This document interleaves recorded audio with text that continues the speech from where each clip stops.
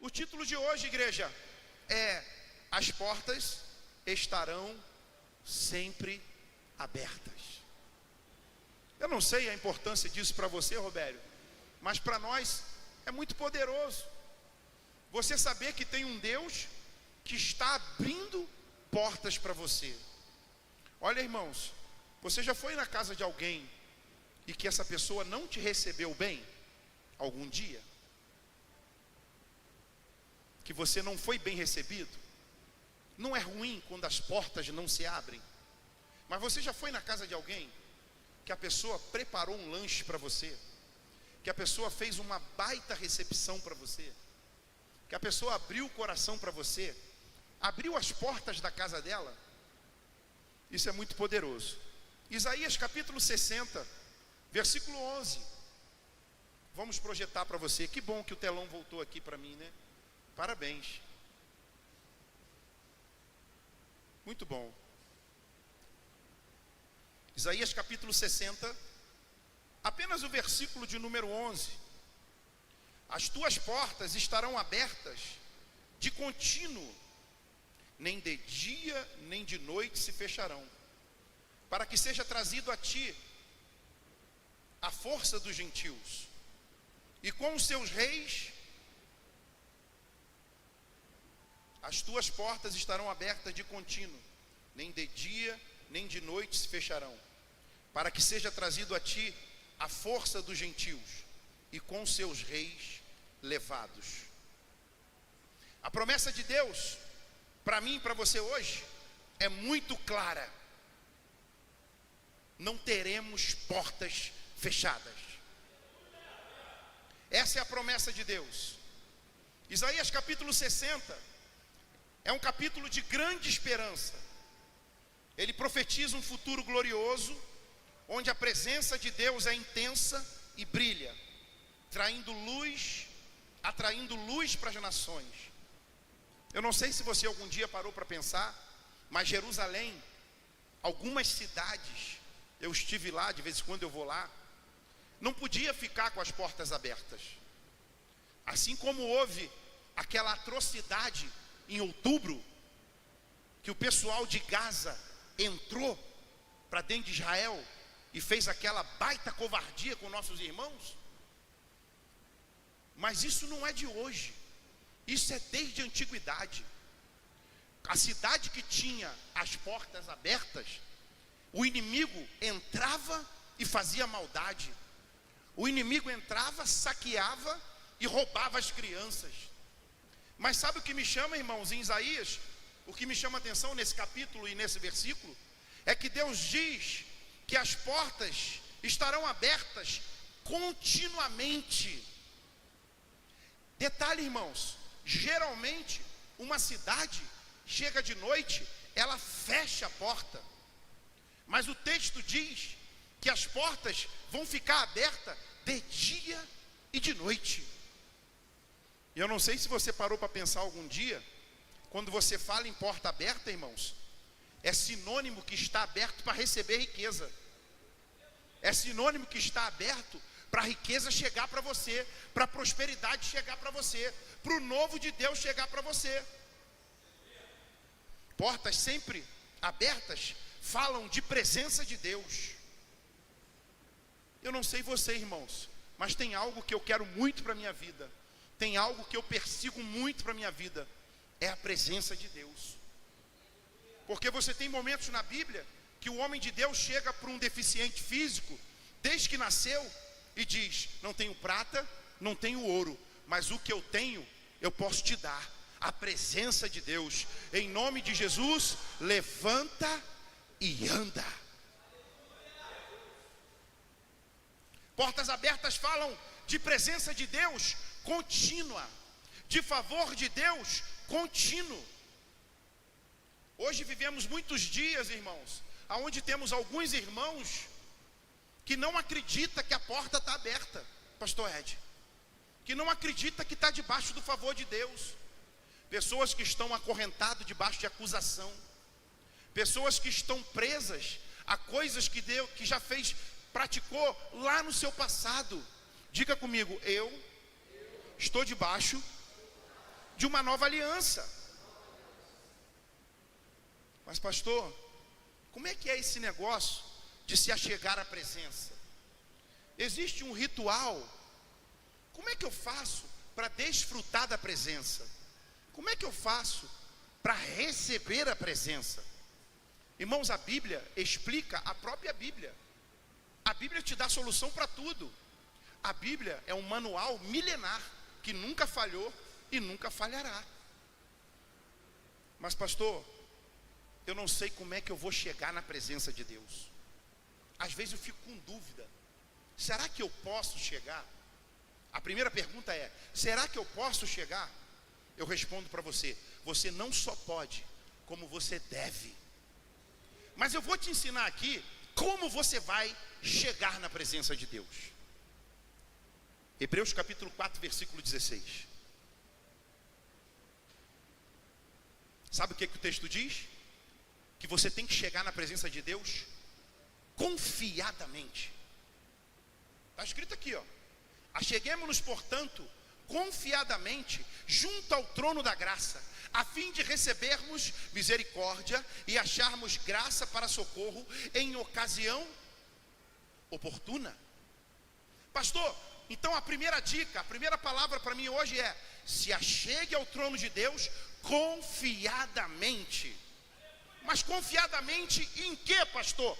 Em Cristo, no que Cristo fez, no que Cristo é, no que Cristo determinou. Chega confiadamente, alicerçado no tetelestai.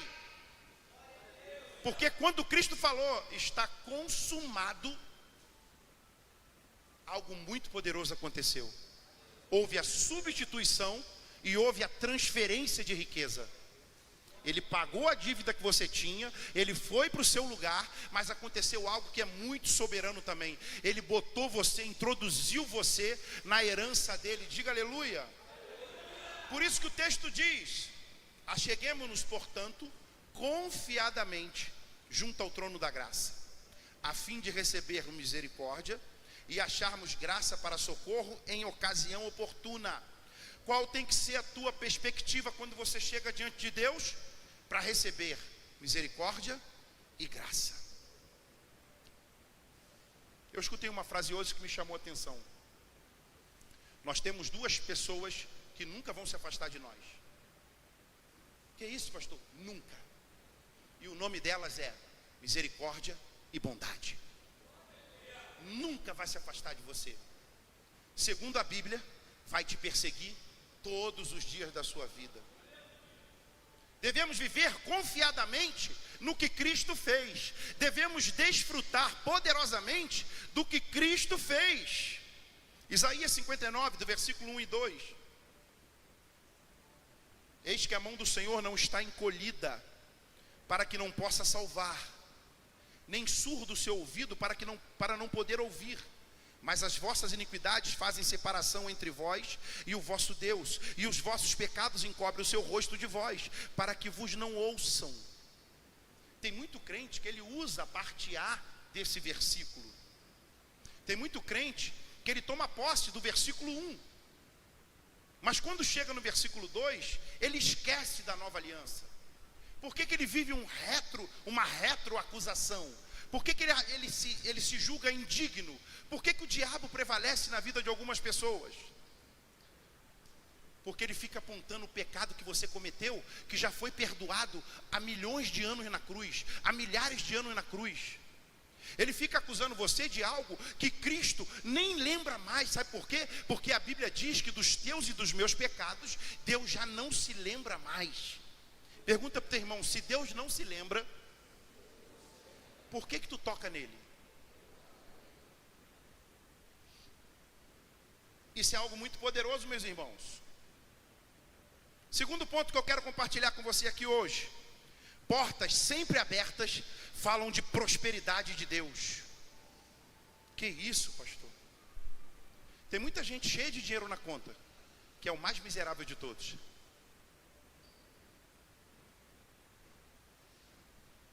Sim. Ele tem 5 milhões na conta, mas ele é miserável. Não tem paz. Vai na beira da varanda dele 3 vezes por dia, conjecturando como ele vai se lançar para se suicidar. Os filhos odeiam ele, eles odeiam os filhos. Tem gente que tem 10 milhões de reais enterrado na sala da sua casa e é escravo dentro de uma favela porque não pode sair dela. Porque se sair, a outra facção quer matar. Dinheiro não é sinônimo de prosperidade. Dinheiro não é a certeza da prosperidade. A certeza da prosperidade é Cristo, é a paz de Cristo, é o poder de Cristo, é a vida de Cristo, é a unção de Cristo, é o favor de Cristo, é a liberdade de Cristo. Diga aleluia. Tem horas que você olha e fala assim: gente, como é que eu vou fazer? Qual vai ser o procedimento? As portas abertas de Isaías capítulo 60 simboliza outras coisas. Simboliza livre acesso. Por que tu acha que o texto diz que as portas estão abertas e você vai poder entrar e sair de dia e de noite? Livre acesso. Comunhão plena. Irmão, não há nada mais rico no planeta Terra do que você poder sair daqui agora, entrar num frescão, ir lá para Paraty, ficar 5 dias acampado, enjoei de Paraty, já orei, já fui no centro de recuperação, já fiz a obra, sai de Paraty, volta para Realengo, acampa em outro lugar, faz um monte de coisa. Eu admiro muito o pessoal que entra no motorhome. Eu estou acompanhando agora um casalzinho que ele está rodando o Alasca. Que riqueza, irmão.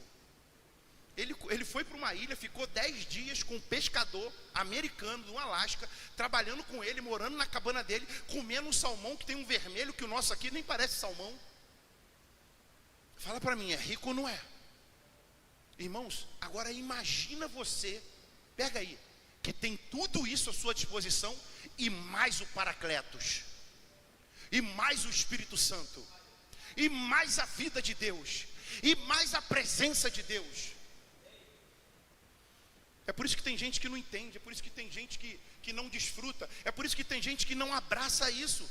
Diga comigo, a prosperidade é meu direito. João capítulo 10, versículo 10, a parte B do versículo.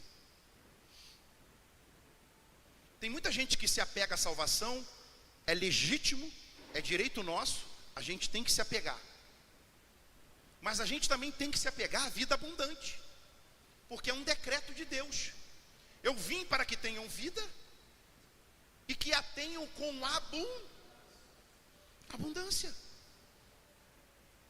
Você está preparado para receber a abundância de Deus? Se você está preparado, diga amém. Irmãos, a prosperidade bíblica, ela vai muito além de riqueza. A prosperidade bíblica, ela tem o favor de Deus junto com ela. A prosperidade bíblica, ela move as coisas. Você tem o favor de Deus. Vamos aprender um pouquinho?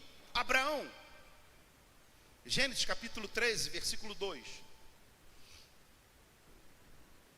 Abraão era muito rico em gado, em prata, em ouro. Pastor, mas Abraão, mas não foi todo mundo, foi só Abraão. Tá bom, vamos ver Isaac. Vamos ver Isaac. Gênesis capítulo 26, versículo 12 e 13. E semeou Isaac naquela mesma terra. E olha só, o que Isaac fez? Diga comigo, trabalhou. Não dá para tu ficar com o barrigão pro alto, ainda bater um tamborim. Não, o texto está escrito aqui, ó. E semeou Isaac naquela mesma terra, e colheu naquele mesmo ano 100 medidas. Tem versão que diz 100 por 1. Porque o Senhor o abençoou, e engrandeceu-se o homem, e ia enriquecendo até que se tornou muito poderoso. Diga aleluia. Tem gente que acha que Deus vai transformar ele, vai fazer dele pessoa poderosa, para ele sair por aí fazendo coisas que não agradam a Deus. Não, irmãos. Deus vai transformar você numa pessoa poderosa, para você ter a autoridade de ajudar o necessitado, capacitar o necessitado. Eu tive uma notícia muito triste hoje. O meu irmão lá da videira faleceu. Eu não quis ir no enterro. O Júnior. E há mais ou menos uns 15 dias atrás, Eu conversei com a esposa dele. Ele tinha feito uma cirurgia, apareceu um problema na perna, entre a perna aqui e a barriga.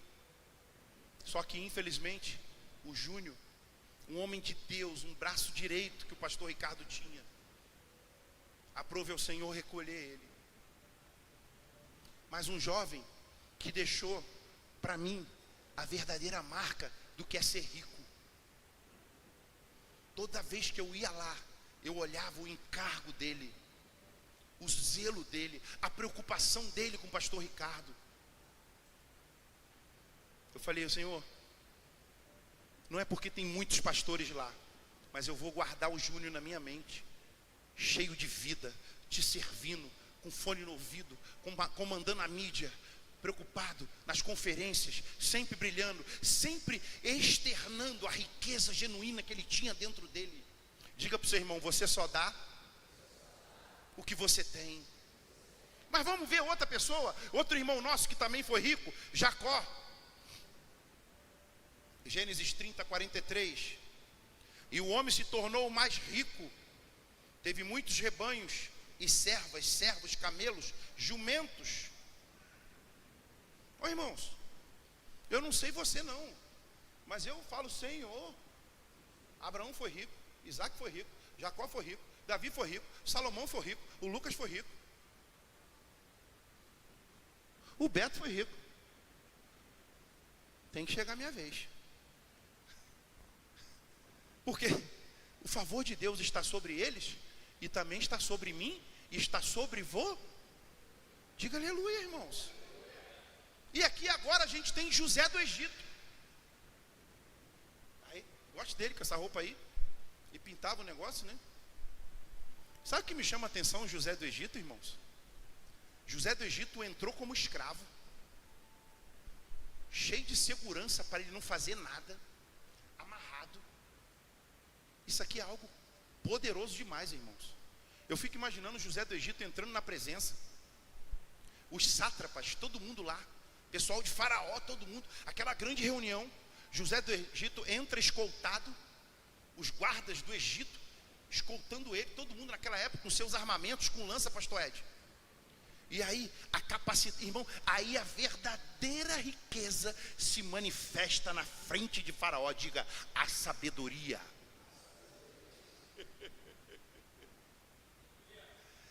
Aí, irmão, José do Egito, em fração de minutos, resolve o problema. E aí eu fico imaginando, Vinícius, aqueles guardas que estavam escoltando ele como escravo, quando o Faraó lança o decreto e diz, a partir de hoje, abaixo de mim, quem manda é ele. Os que entraram escoltando como escravo, viraram segurança dele. Eu vivi isso lá na Vila Vintém. Botaram um traficante para ficar atrás de mim, para me matar dentro da favela. Sim, porque ele achou que eu era da outra gangue que foi dar um ataque, porque um dia antes o pessoal da outra gangue entrou na favela vestido de crente, e no outro dia eu fui lá. Eu fui no dia errado? Não, eu fui no dia certo. Os caras chegaram de terno, de blazer, numa Kombi adesivada, metralhou todo mundo. E no outro dia eu fui evangelizar com o Robson. Eu não sabia. E aí botaram ele para ficar atrás de mim, para me matar. Eu vou resumir aqui porque o testemunho é muito longo. Eu só sei que no final da história ele virou o meu segurança. Aí ele falou para mim, o teu carro está onde? Eu falei, meu carro está lá no posto, depois do buraco. Ele falou, vou lá contigo. Eu falei, vamos. Antes ele me fez milhões de perguntas, várias vezes a mesma pergunta. Qual o teu carro? Um Trolley amarelo. Qual sua igreja? Pão da Vida. Onde ela fica? Estádio Bandeirante, 5012. Quem é o pastor presidente? Eu, José Alexandre Sentinelli. Falou, e qual o nome da esposa do pastor? Maria Rita Jordano.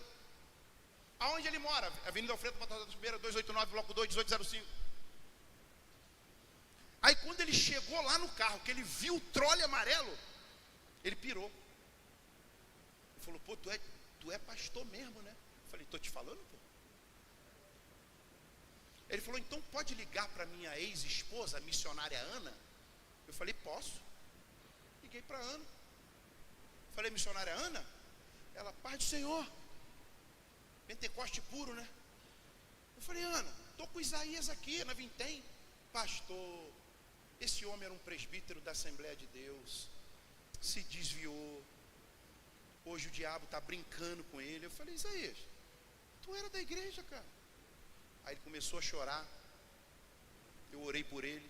Alguns meses depois foi assaltar o Guanabara e morreu. Presta atenção, meus irmãos, a verdadeira riqueza está com você.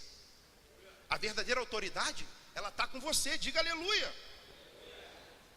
Gênesis 39, versículo 2 e 3. E o Senhor estava com José. Eu vou repetir, quando for falar José, tu fala o teu nome. Pode ser? No 3, todo mundo junto. E o Senhor estava com José Alexandre. E foi homem próspero, e estava na casa do seu senhor egípcio. Vendo, pois, o seu senhor, que o Senhor estava com ele, e tudo o que ele fazia, presta atenção, e tudo o que ele fazia, o Senhor prosperava em suas mãos. Agora, talvez você não tenha pego o pulo da águia. É que tudo isso começou em Abraão. E a minha Bíblia diz que eu e você somos descendentes de Abraão. E a minha Bíblia diz que nós estamos debaixo do mesmo favor que José do Egito tinha, está sobre a tua vida e sobre a minha vida. Diga glória a Deus. Sabe o que me chama a atenção, irmãos? No terceiro tópico, as portas sempre abertas falam de um tempo de paz. Como é que está a tua paz? Você anda em paz? Claudinho falou que suave. Eu não posso falar o que o Claudinho falou, não. Tem dia que eu não estava em paz, não. Hein? Já teve dias na minha vida que eu estava agitado.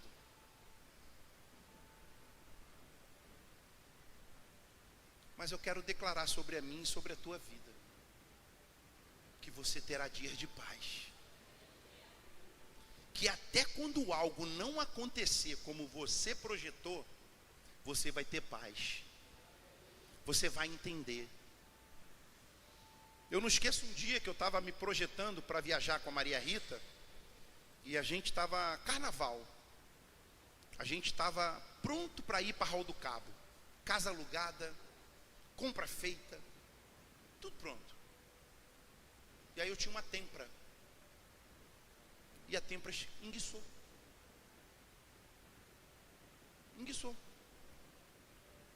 E aí eu levei lá na oficina do Nelson, meu amigo Nelson. E aí eu estou lá na calçada, o Nelson mexendo na Tempra. Já tinha avisado a Rita que a gente não iria fazer aquela viagem naquele dia mais.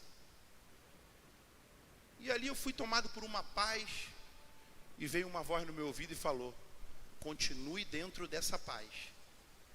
Porque talvez se você tivesse ido na hora que você queria e no dia que você queria, poderia sofrer um acidente. Então às vezes algo não acontece como você quer, não flui da maneira que você espera, mas não reclame, não murmure, não deixe isso te consumir, não fica dizendo que as coisas estão dando errada. Porque pode ser e provavelmente será um grande livramento de Deus para você. Diga amém. Pastor Ed me deu um testemunho. Ele já participou de alguns naufrágios. Mas ele estava me contando um. O barco cheio de criança, os instrumentos da igreja. Tinha bicho também nesse, Ed? Esse. É porque geralmente lá na Amazônia é assim, né, irmãos?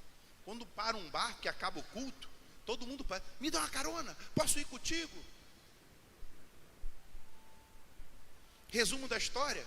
Uma viagem que era para chegar na sua casa meia-noite, só chegou no outro dia, quase chegando a hora do almoço. Mas sabe o que ele disse para mim? Que quando ele chegou de manhã no local em que ele ia chegar, uma pessoa que Deus usou para socorrer eles, preparou um baita café da manhã. Então, ninguém morreu, ninguém pereceu, ainda vieram os anjos e os serviram. Fala para o teu irmão, na vida do crente, até quando dá errado, dá bom.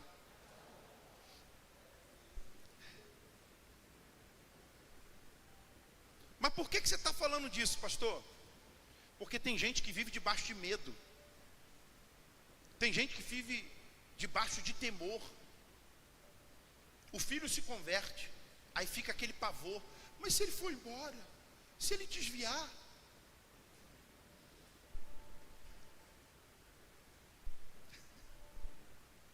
e se ele sair da igreja? Minha irmã, meu irmão, talvez seja melhor ele sair e voltar convertido do que ele ficar aqui dentro sem ser crente. Talvez seja melhor ela passar um tempo lá, rodar no Egito e voltar convertida, do que ela ficar aqui dentro sem ser crente.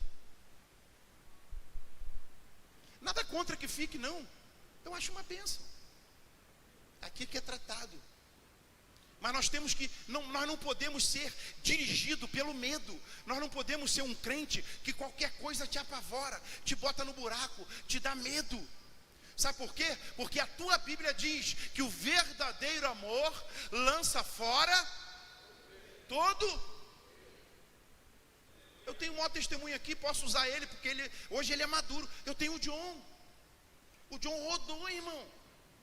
Foi lá nas catatumbas do Egito. Ficou no deserto. Cadê John? Está no banheiro? Está aí não? Tá. Deve estar evangelizando alguém, que ele é crente. Presta atenção, irmãos. Ele falou para mim, pastor, sofri muito. Eu falei, mesmo? Falei, sofreu, pastor, bambu rachou na minha canela. Eu olhava para minhas canelas toda rachada, os bambu, bah.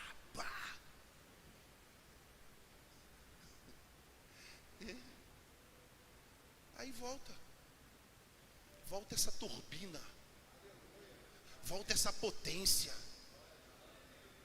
Tem que estar agora, eu vou botar um regulômetro nele, porque se eu deixar ele estar no louvor, ele está no marca, ele está no teatro, ele quer dar aula no curso. Eu falei, não, mas tu nem fez maturidade, eu não já ia dar aula esse ano. Sabe o que é isso? Voltou ativo, voltou aceso. O que ele passou serviu de aprendizado, mas não voltou com medo. Ainda falou para mim, poxa, eu fiquei surpreso que todo mundo me abraçou. Eu falei, não conhece o pão da vida? Seja bem-vindo, bendito é o que vem em nome do Senhor. É abençoado, sempre foi nosso, nasceu, é nosso, diga aleluia. Irmão, não seja guiado pelo medo, não viva direcionado pelo medo, não entre em projetos com medo. Ah, pastor, mas a situação que eu estou vendo é meia caótica.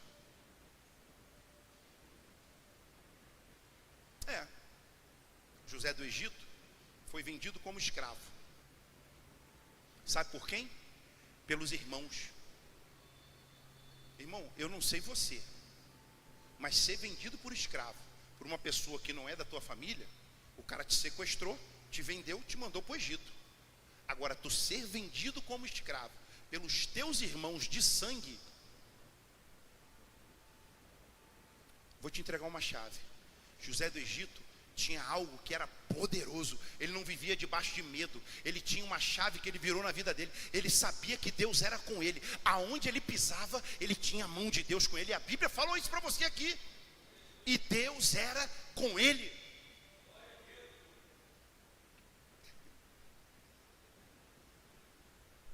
Você, quando passa a trabalhar com gente, você tem que ser maturidade. Sabe por quê? Porque pessoas vão e pessoas voltam. Pessoas passam na tua vida e pessoas voltam. Você, quando decide ser empresário, você tem que ter maturidade. Porque pessoas vão na sua vida, vão e voltam. Outro dia eu recebi uma mensagem, a pessoa falando: você não tem noção do como eu sou grato a ti. Aí eu falei: mas nem lembro desse rapaz. Falou: o senhor talvez nem lembre de mim, mas um dia eu passei na sua vida, o senhor me ensinou tanta coisa, e hoje eu coloco em prática. Anos que eu não vejo, Gleice. Irmão, preste atenção. O verdadeiro amor lança fora, diga todo. Não é para ficar nenhum, não é para viver debaixo de nenhum, não é para estar com essa angústia, com essa preocupação. E pastor, como é que vai ser se não tiver o dinheiro para pagar o aluguel? Não paga.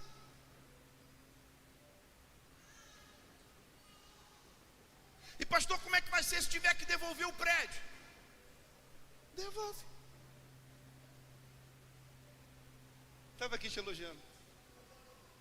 Estava ouvindo, eu sei, falei de propósito. Outro dia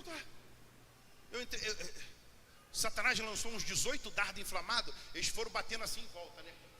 Porque não pega, porque Deus te protege, diga amém. E um deles é: cara, como é que vai ser se ter que entregar esse prédio? Aí comecei a ler um livro de um pastor americano, Eduardo. A igreja é pequena, 50 mil membros. Ele já mudou de prédio 56 vezes. Eu falei: você é o primeiro.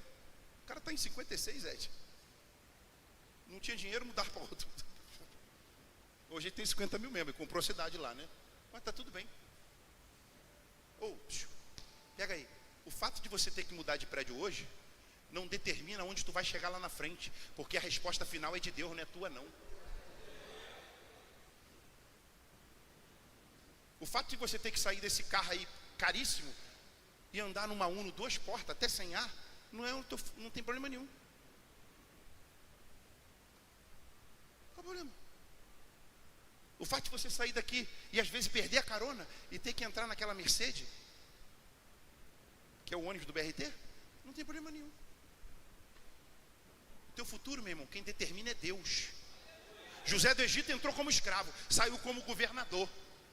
Irmão, não está na Bíblia, mas eu fico imaginando José do Egito sendo escoltado até o novo aposento dele. E antes de entrar, ele pergunta para o soldado que estava esculachando ele: tem hidromassagem? Aí o guarda: não sei. Ele falou: então verifica para mim, por favor. Se tiver, liga e bota para borbulhar. Bota aquele chá de ervas aqui do Egito. Liga a hidromassagem para mim. O cara queria matar ele, Ed. Aí chega para o outro, que foi grosseiro com ele, e fala: tem bife a cavalo? Aí o soldado: não sei. Ele falou: então vai lá e faz para mim, por favor, 2 caipira.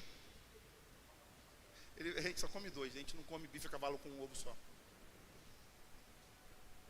Aí o terceiro, que foi grosseiro com ele também, e tudo elegantemente, ele chega para o terceiro e fala assim: por gentileza, vê se botaram o lençol de fio egípcio, porque lá na cadeia onde eu estava não tinha lençol. Eu vou usar todos que tiver aqui, porque é direito meu. Outra coisa que muito crente não toma posse: está com tudo na mão, é direito teu, mas na hora de usar fala: eu não sou digno, será que é para mim? Não, não é para tu não, cabeça de ovo. É para quem? Diga: é tudo meu, é tudo nosso, está tudo à minha disposição. Diga aleluia. Irmão, coisas sobrenaturais vão acontecer, coisas fenomenais vão acontecer. Romanos capítulo 8, versículo 1.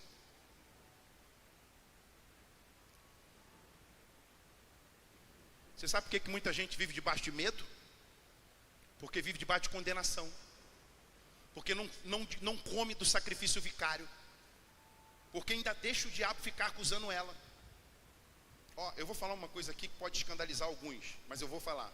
Quando Cristo vai para a cruz, que ele sofre, que ele é moído, transpassado, foi pelo teu pecado do passado, do presente e o que você vai cometer amanhã. Que isso, pastor? Portanto, olha só, Romanos 8:1. Está no slide aí, eu acho. Se não tiver, projeta.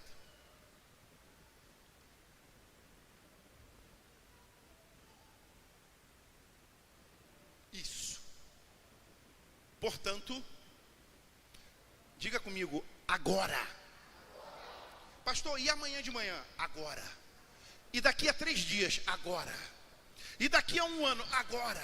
Portanto, agora, nenhuma condenação há para os que estão em Cristo Jesus, que não andam segundo a carne, mas segundo o Agora, nenhuma condenação há.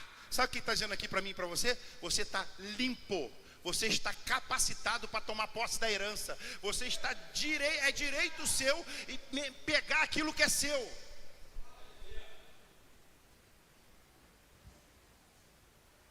Sabe o que muita gente não vive?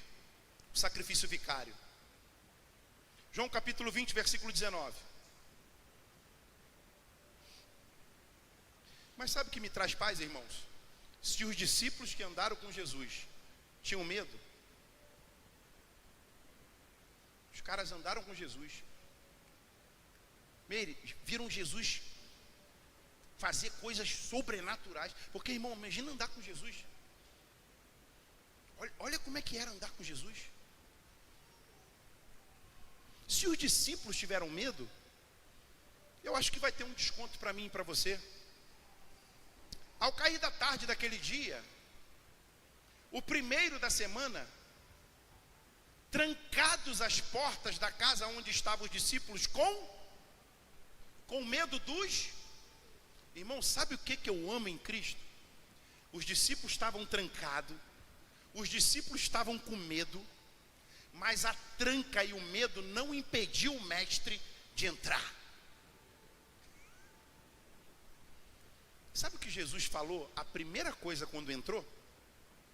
Paz seja convosco, Léo.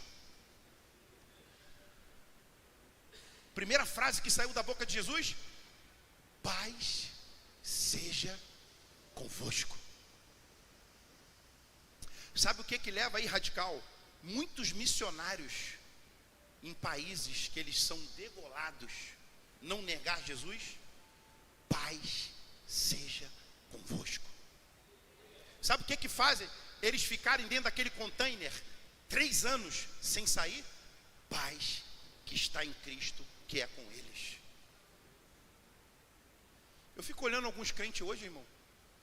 Simone, qualquer coisinha, eu vou embora. Qualquer coisinha, então sair da igreja. Some da igreja, nunca mais eu encontro no Guanabara. Meu irmão, pastor, deu para ficar não? Eu nem sabia que tu tinha ido embora. Não vou mais lá não. Mas por quê? Jadson não me dá a paz do Senhor. Eu falei, gente, o Jadson está chegando agora, novinho. Batizei ele agora. Mas não falou comigo, pastor.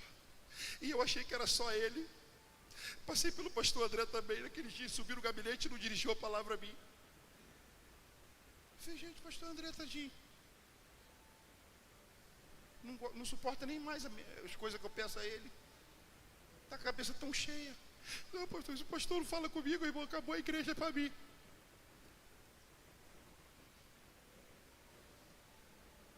Eu não falo nada ali, né? Eu mantenho, né, a paz. Aí vou pro meu carro, ligo o ar e fico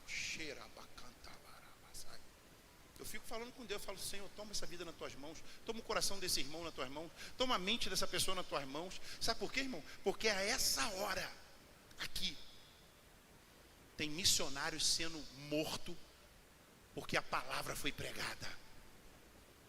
A essa hora aqui tem missionário fugindo porque tem que esconder a Bíblia, porque se for pego ele vai morrer. Pastor, mas o que rege a vida dele? Qual é a capacitação da vida dele? Irmão, eu escutei um testemunho outro dia que me impactou muito. Um conhecido meu, a sogra dele pegou o câncer, estágio terminal. E aí o médico chamou ele estava aqui no hospital no Rio de Janeiro. O médico chamou ele e falou, olha, estou te chamando aqui em particular, porque o rim já parou, o fígado parou, e ela não tem 48 horas. E aí ele chorou com o médico, entrou no quarto, falou, minha sogra, eu preciso conversar com a senhora. E ela com um sorrisão. Aí ele falou, o médico disse que a senhora tem 48 horas.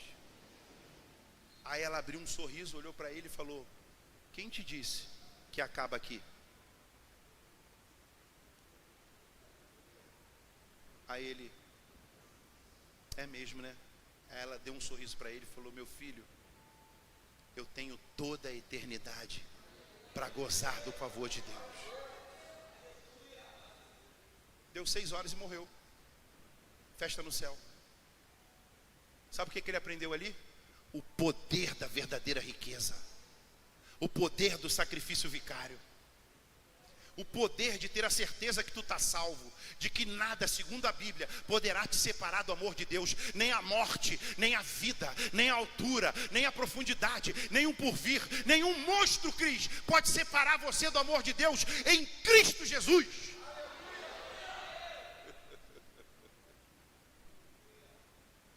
Uma vez eu entrei no embate com o cara, ele me tirou um pouco da graça, eu cuspi uns 3 marimbondos no rosto dele e voltei de novo, né?